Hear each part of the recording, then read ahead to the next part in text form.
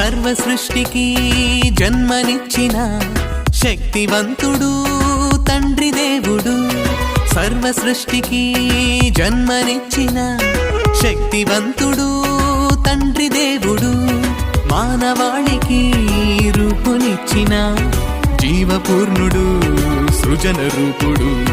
మానవాళికి రూపునిచ్చిన జీవపూర్ణుడు సృజన రూపుడు.